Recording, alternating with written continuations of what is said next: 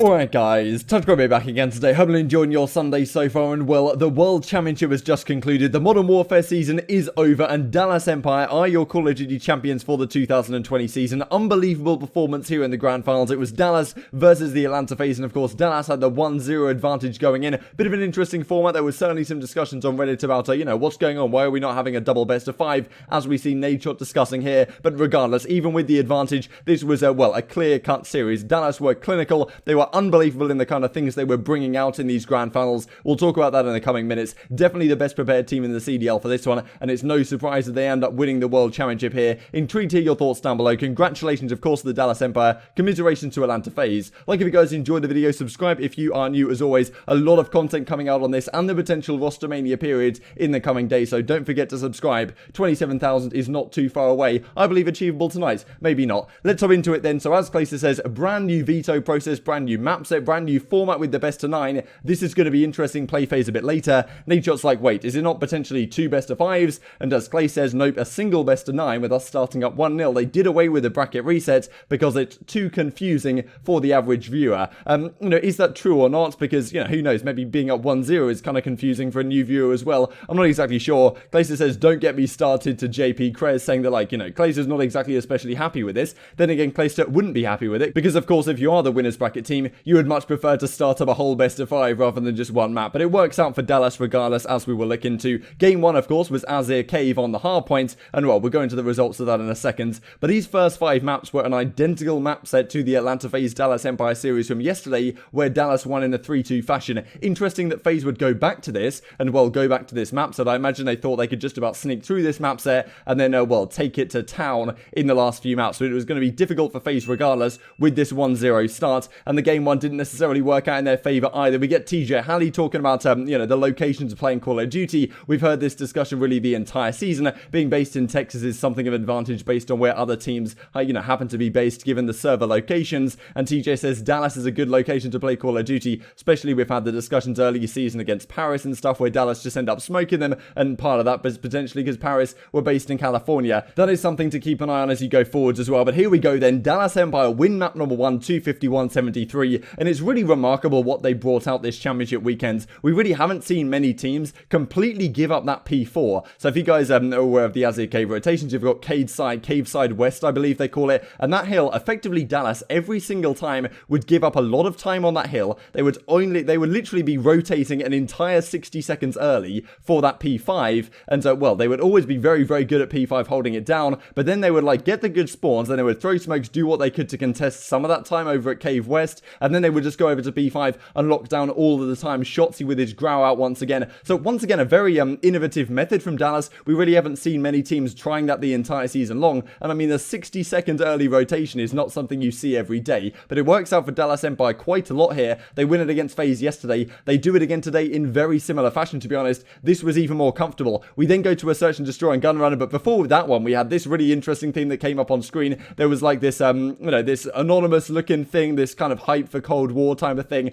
Kind of thought it looked somewhat like Illy, who was, for the Minnesota launch weekends. This doesn't really render very well. For some reason, Twitter's algorithm at centering images is not very good, so I wish it would be better. Maybe the tweet would have done a little bit better if that was the case. We then get, though, Dallas Empire win the search and destroy as well. 6-3 in the domination. A number of key clutch moments in this one, to be honest. FaZe certainly had their moments, but the real round that stands out to me is the Illy sniper round. I hadn't seen this spot before. People were saying that it had been used in the amateur scene a while ago as well, but personally, I hadn't seen the spot all the way from the back truck. The sniper over top of P5 all the way into that bomb site, and well, he gets 1 kill. Could have got the second one as well. Doesn't quite work out for them, but doesn't matter. What an angle to save up for champs, right? This is not something we've seen a professional play, and as I said, maybe it's been used at the amateur side, but this is not something we've seen the professionals use the entire season long. Dallas Empire have been saving it and bringing out where else but the World Championship Grand Finals. I don't imagine that a lot of other professional players were aware of this, because I haven't seen it used elsewhere, and I would imagine it would have been an angle that was used if people knew about it more widely than just a couple of amateur teams. Therefore, it seems like Dallas deliberately saved this for the World Championship Grand Final, and I'm not even sure if they used it yesterday in their match against Atlanta FaZe on this very map, and that's just incredible, right? That shows an incredible depth of preparation from the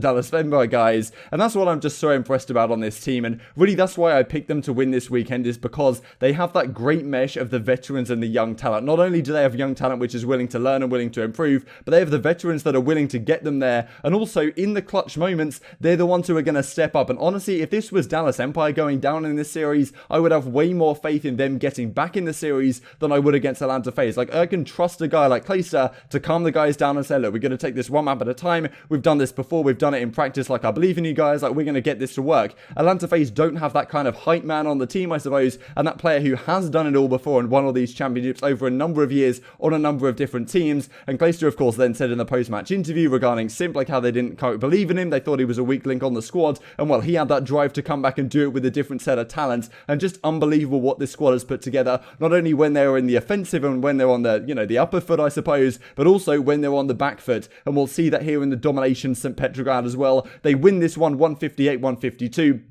Another cracking map from the Dallas Empire. I mean, FaZe went up pretty early. They had an 18-point lead at the half. Dallas bring it back. They have a nice little two-cap situation. And then Hook right at the end. I mean, Dallas Empire make a phenomenal play. Shotzzy sneaking into the bottom building. Crimsix staying alive. Crim has a couple of great maps here, to be honest, in the grand final. He shows why he's the greatest Call of Duty player of all time, you could well argue. I'm sure that'll be a discussion we can have in coming days. Shotzzy makes some great plays as well. And then Hook, just at the optimal time, goes on the long flank, just as Atlanta FaZe have to push forward to try and get a triple or, you know, double or triple cap to actually win the game and bring the comeback back once again against Dallas Empire. Hook is in the right place at the right time, pops the trophy down, pops the smoke down, captures the C flag, and closes out the game 158-152. So all of a sudden, it's 4-0, right? And Atlanta FaZe are absolutely nowhere to be found. If this was a best of 5, it would be over already. Thankfully, we still get a couple of other maps of entertainment, that being the game 4 hardpoint on the Gunrunner. FaZe do close this one out. It was a very close one, honestly. It felt like Dallas were in the ascendancy for a time, but FaZe just about clutch up when it matters, and then it goes to an actual game 5, I suppose, here on Ramazza Search and Destroy, almost as if it was a normal best of 5 series, to be honest, without the 1-0 advantage for the Dallas Empire. But of course, if that was the case, it had already been 3-0. They effectively won this best of 5 series 4-1, if you want to look at it from a traditional Call of Duty perspective. But we go to Ramazza. Crimsix starts off strong. I was somewhat confused what FaZe were doing. Once again, some of these mistakes in Search and Destroy were relatively uncharacteristic for a team that was great at winning searches and great at getting reverse sweeps, but Dallas just proved to be a different breed. Crimsix had 4 kills in the very first round, one against Simp, and then he went on a nice flank and got a 2-piece to finish off the job. You then got the Major Maniac round where he almost clutched a 1 versus 3. I mean, like, somehow Clayster decided to stick the bomb even with like 30 seconds left. They could have just double teamed him, but Maniac had the chance, and well, Clayster just balled it, I suppose, and stuck the defuse and ended up just getting it through in the nick of time because Maniac ran out of ammo.